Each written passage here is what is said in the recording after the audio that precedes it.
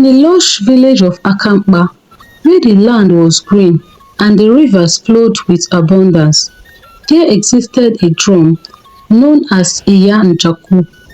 This drum was no ordinary instrument. It was revered as a sacred relic, passed down from generation to generation.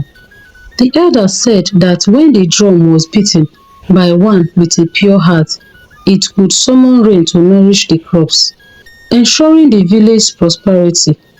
The drum was more than just a tool. It was the lifeblood of Akamkpa, a symbol of hope and survival. The village chief, who was the custodian of the drum, guided it with his life. Only he and his chosen successor could touch the drum. The villagers also believed that the drum was blessed by the gods and that its misuse could bring untold disaster upon them all. Obinna, a young and ambitious boy in the village, often heard the tales of the drum's power. His heart burned with a desire to prove himself, to show that he was destined for greatness.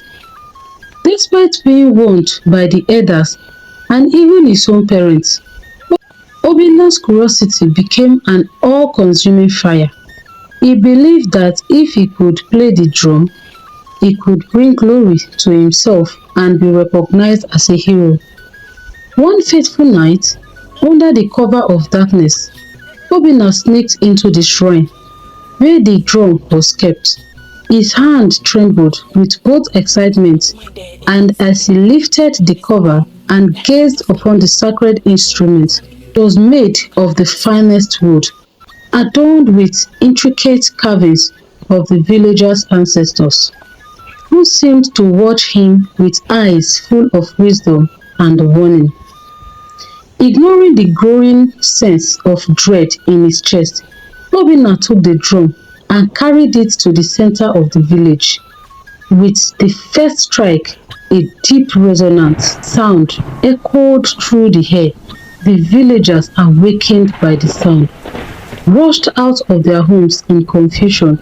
As Obinna continued to beat the drum, the sky began to darken, and a strange ominous wind swept through the village. Then the unimaginable happened. The heavens opened up, but instead of the gentle rain that the drum usually brought, a violent storm descended upon the village. Thunder roared, and the lightning struck the ground, setting trees ablaze. The river, once a calm and nurturing presence, overflowed its banks, turning into a raging torrent that swept away crops, homes, and even livestock. The villagers screamed in terror, scrambling to save what they could, but the storm showed no mercy. In a matter of hours, the village was reduced to ruin. The fertile land was flooded, and the once thriving community was left in despair. Realizing the magnitude of his mistake, Obinna fled to the shrine, hoping to reverse the curse he had unleashed. There, in the dark and silent chamber, the spirits of his ancestors appeared before him. Their faces were stern, and their voices echoed with the weight of countless generations. Why have you defied the sacred laws? The drum is not a toy for the reckless. It is a gift from the gods. It is meant to be wielded with respect and humility. The spirits demanded. Obinna fell to his knees, tears streaming down his face. I did not mean to bring harm, he pleaded. I only wanted to prove myself, to show that I was worthy.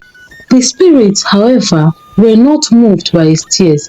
They revealed to him the true nature of the drum's power and the delicate balance it maintained and between the natural and the spiritual worlds. By abusing the drum, Obinna's had angered the gods, and the only way to appease them was to make the ultimate sacrifice. You must give your life, the spirits decreed. Only your blood can cleanse the stain you have left upon the land. Obinna's heart filled with fear, but he knew there was no other way. With a heavy heart, he agreed to the sacrifice. As the first light of dawn broke through the clouds, Obinna performed the ritual as instructed by the spirit. With his final breath, he whispered a prayer for forgiveness. As his blood soaked in the earth, the storm began to subside.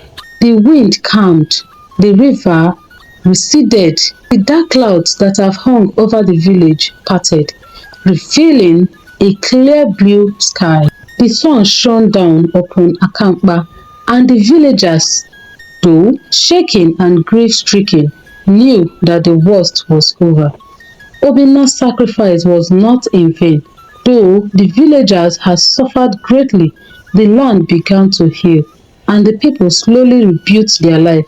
The story of Obinna and the cursed drum is told for generations, not as a tale of glory, but as a warning to all who would seek power without understanding the responsibility it carried.